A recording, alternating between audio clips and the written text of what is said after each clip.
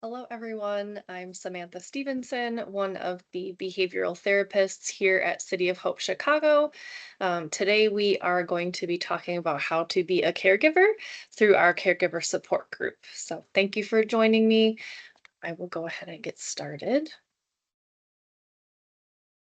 What does it look like or mean to be a caregiver? Well, it's just supporting a loved one, supporting somebody you care about. It could even be volunteering. A caregiver is anyone who provides support for another person. And I know that our caregivers are a big pillar in the vitality of anyone going through a challenge. That could be cancer, sure. Like through our hospital, we deal with a lot of oncology patients, and sometimes it's supporting loved ones. Sometimes our family members have a hard time with the fact that we are going through this experience and our loved ones need support. So you could be a caregiver of a caregiver, not necessarily even a patient, and it's still very impactful. How can I provide support to a loved one? Well, we'll talk about the many, many different ways that you might be able to offer support for someone that you care about. As you spend time with your loved one and learn more about how cancer is affecting their everyday life, be aware of the areas that you might feel comfortable offering help. We're not all built the same to do the same things. So you might want to stay in your comfort level as far as offering assistance to somebody, and you can't do it all. Chances are you already know that person, whoever the patient is. You already know them well and may have good insight into the things that bring them joy or areas of typical difficulty. If you already know they struggle with something on a regular daily basis, that thing's probably going to fall off even harder through treatment. Uh, Situations and preferences may shift through treatment. It's helpful to be flexible. Also, remember to maintain good care of yourself, which you're already doing if you're participating in this support session. They always talk about on an airplane that you need to put your oxygen mask on first before assisting somebody else. It's similar when you're providing care to a loved one. You need to make sure that you're staying stable and strong in your own ways to be able to support somebody else. Here are some things you can do. As you go along the journey, pay attention to their body language. It can help indicate their openness for engaging or show you that they might need some rest. If you're looking at a patient and they're kind of like closed, their eyes are closed, maybe they're distant, they may not be ready to engage. Share with them that you care for them despite how their energy may fluctuate or despite physical changes that might occur through treatment. You can send brief, frequent notes, texts, videos, or make a call to them. Give them permission not to respond to you right away. Let them know you will be checking in again and be sure to follow through. Call at times that work best for your loved one, or set up times for them to call you. They might have better energy on day 3 after infusion, and they might be able to share that with you. Oh, I'll call you in the afternoon once I'm up and moving. Okay. Ask questions if they're wanting to share. If you're asking questions and they don't seem to engage, that might be a cue that they're not ready. Maybe it's talking to something else, talking to a different topic or subject, or just sitting together with them if they're not wanting to talk. Try to return their bids for connection as soon as you're able. So if they reach out to you via text, phone call, whatever it is, try and touch back with them as soon as you can. Check in with other caregivers to see what else there might be help needed, like other areas that you might need to step in that other caregivers are struggling with or see a struggle for the patient. More things you can do. Just spend time with your loved one as they're willing. Be considerate to their fluctuating energy level. Again, they may feel like company one moment and decline a visit the next moment, or want to keep the visit short. They may not be engaging. Simply being present can be a wonderful gift. You can be in the same space and potentially allow another caregiver to take a break. Gauge your loved one's comfort level with physical touch or space. Hugs, holding hands, gentle touch, or massage with a loved one can provide a lot of comfort. However, if they don't feel comfortable with physical touch or space, maybe their skin is sensitive or they're sensitive to smells, they might need a little bit more distance. Understand if your loved one requests the space, declines a visit, or asks you to end the visit sooner than expected. It it isn't typically something personal. Sometimes us as the loved ones can take it internal, and it's not meant to be that way. It's just what the patient needs in that moment. Sometimes we can push our values on them too, like you should be getting up and getting out and exercising, and that's a lot of pressure to put on someone. It's all about balance. I would encourage you and the person you love to work with professionals on what a good balance is for where they're at in treatment. You can also bring along your own hobby or craft that you can do in their company as needed.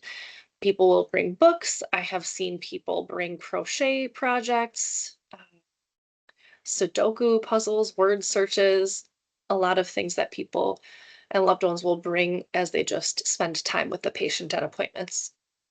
You can always share music, inspirational materials, fun photos or videos, watch a movie together.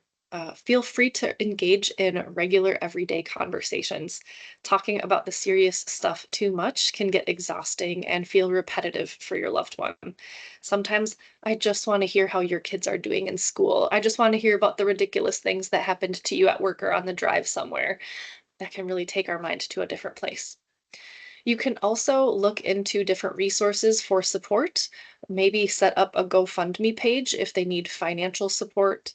Set up a Caring Bridge site. It acts as a digital journal, and a lot of different loved ones can engage in that digital journal.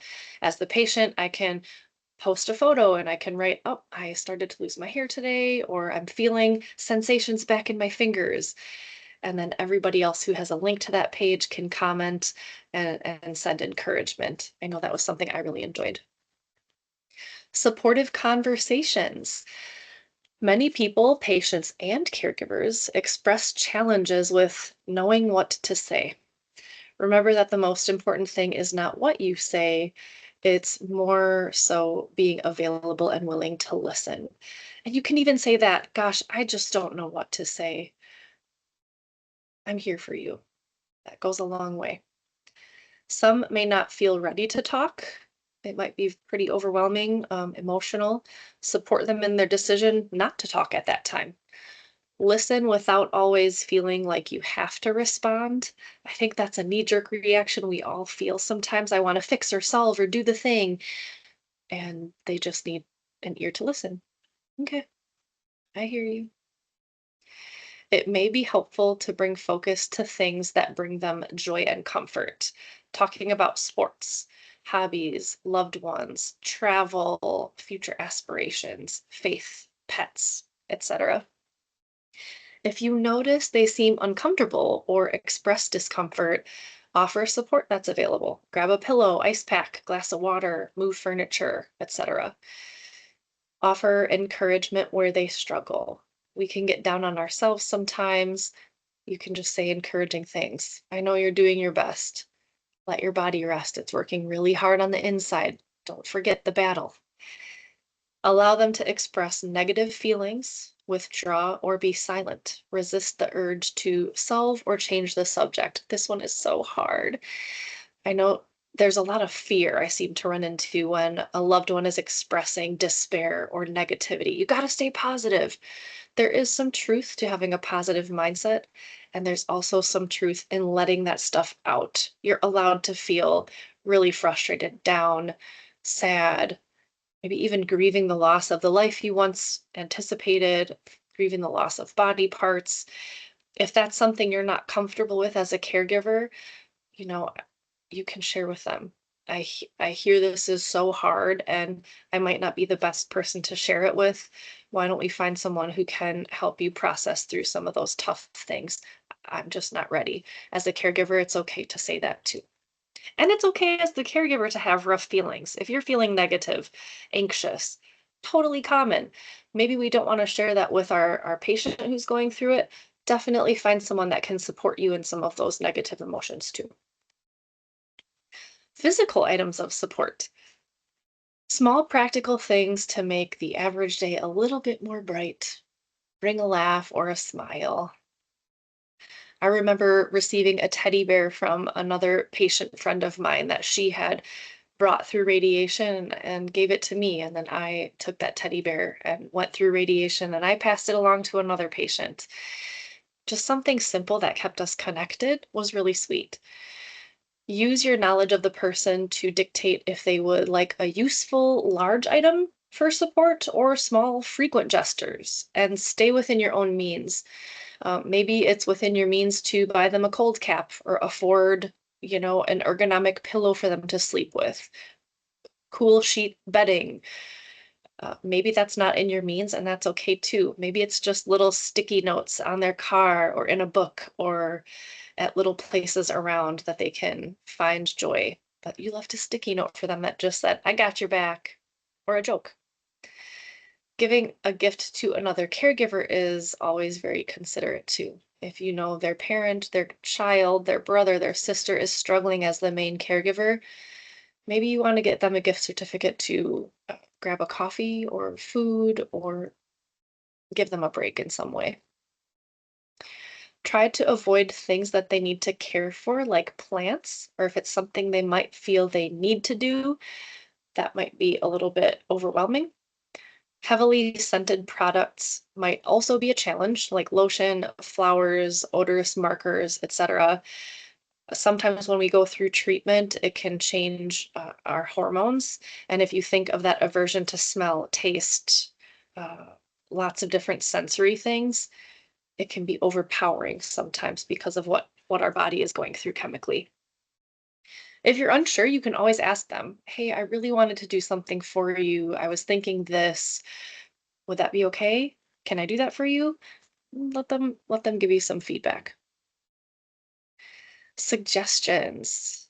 Lots of fun suggestions. And get creative. You know your person probably better than anyone else. Maybe what's even something you might like if you were in their shoes. Maybe what is something you like right now that you just want to share this little bit with them. Soft or silly socks, fun comfortable hats, soft washcloths, towels or sheets, silky pillowcases, comfy jammies, robes, blankets.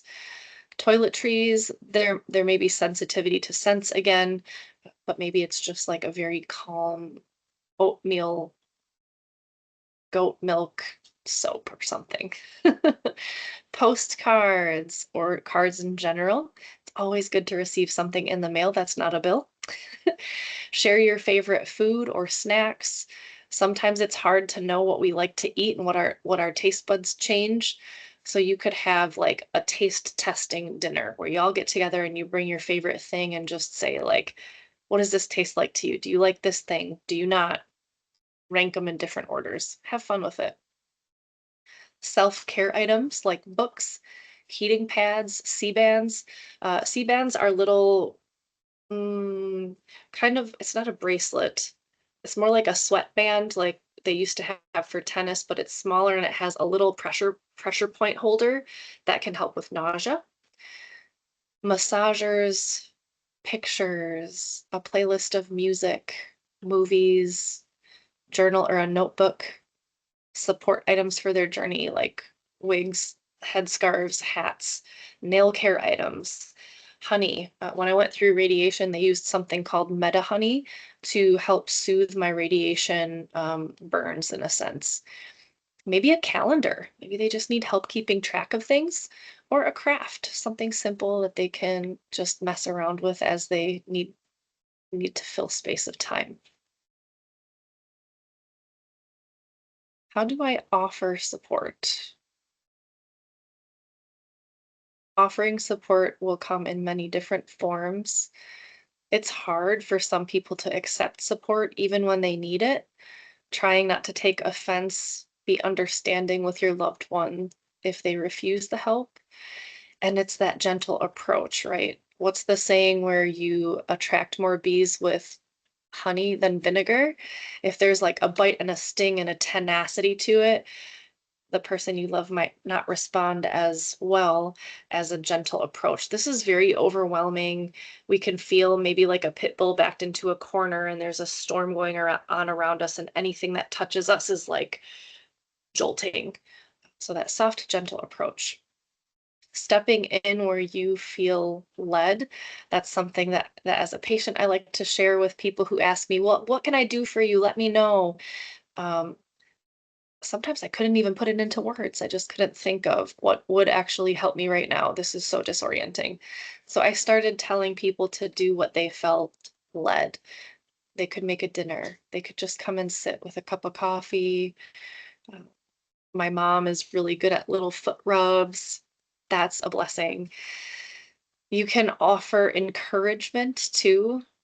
I know this is hard. I'm here with you. We're just going to look at the next checkpoint. We don't even have to look that far ahead. I'm here. Offer practical ideas and follow through. Hey, I'd love to come and just paint your nails. Um, can I come sit and watch that new show with you? Advocate if you see a need. Sometimes our loved ones are our eyes and ears. When we are so disoriented and overwhelmed, it's hard to see maybe the areas that we're missing. Maybe we don't notice that we're walking with a different kind of gait. It can be helpful for you as the loved one to say, "Hey, I noticed that you seem to be stumbling a little bit more, or um, maybe not getting as much water as you need. Let's talk with your care team about that, or what can I do to help?" Share honestly through kindness. That's just a big part of it. Seeing something, telling them what you're noticing in a kind way. "I'm really concerned. I love you so much. I notice that this seems to be a struggle for you. How can how can we get what you need to make that easier so you don't have to wrestle with things for no good reason." The help is out there. Some things not to do. And this is challenging. Offer advice they did not ask for. Oh gosh, we can get so passionate about what we think and our different fields of expertise that we want to impress on someone. It can just be too much at once. Uh, Maybe ask if they would like your advice. Let them set the invitation. Try not to be judgmental. "Well, I think that's stupid. You made that decision. You're just killing yourself." How does that really help the situation? There's a different way to approach it. And if you need support, please do speak with one of the professionals that are here to help sift through some of those very natural urges to protect and care for our loved one. We understand it can be so challenging. Feel that you must endure serious behavioral outbursts. So you don't have to settle on any abusive behaviors. If you're receiving some form of abuse from a patient or another loved one, we don't have to accept that. Don't feel like you have to endure this because of what they're going through. Take things too personally. It's easy to internalize when I feel dejected or they're not asking for my help, they're leaving me out. It may not be intentional. It may just be we are overloaded, the system is bogged down, and we don't even consider all of the options we have. Don't be afraid to talk about the illness. Ask questions. "I'm really concerned. I want to better understand this." Just be understanding that they might not know. They might not know how to answer that question. And then the opposite of that, don't always feel like you have to talk about cancer. Yeah, we want to talk about the illness. There's a balance. We don't want to just have that engulf all of our conversation in our world. Try not to be patronizing or stigmatizing. Being around someone with cancer when you're ill is kind of a dangerous thing. The immune system is already compromised in a lot of situations. We don't want to introduce anything more to that overloaded system for their physical well being. So try not to be around if you're sick or feeling under the weather. Another touchy subject that I've heard from working with a lot of patients and families is oversharing experiences of other people who have battled cancer. So sometimes when I share, oh, I'm a cancer survivor or I'm going through this, it's really easy as a topic of conversation to jump into, oh, yeah, my neighbor had cancer and it was blah, blah, blah, blah, blah. Oh, and they didn't fare so well. We just seem to talk about that in a different if in a different sense sometimes that can be really sensitive, a tender subject for somebody who's actively going through treatment. Oftentimes they don't necessarily want to hear about everybody else who's gone through cancer and what their experience was or the tough stuff because their experience is going to be their own. Everyone's experience is going to be very unique, even if we have the same cancer. Breast cancer, I just thought was breast cancer, but there are many different forms and many different treatments, and everyone's body handles it differently. So just be mindful of what you're sharing with your experiences. Above all, remember to care for yourself. As a caregiver, you need space to breathe. You need support too. I love a couple of these quotes. There are only four kinds of people in the world: those who have been caregivers, those who are currently caregivers, those who will be caregivers, and those who will need a caregiver. I'm sure you can identify with one of those four categories, and it just puts things into perspective for me that at one point we all fill that shoe or need that person. People will forget what you said. People will forget what you did, but people will never forget how you made them feel. I think this is so true. Just the warmth, the energy of your presence is enough for someone who's going through a tough time. So please continue taking good care of yourself and know that you have a bunch of people here ready to help if you're struggling with anything as a caregiver. Thank you so much.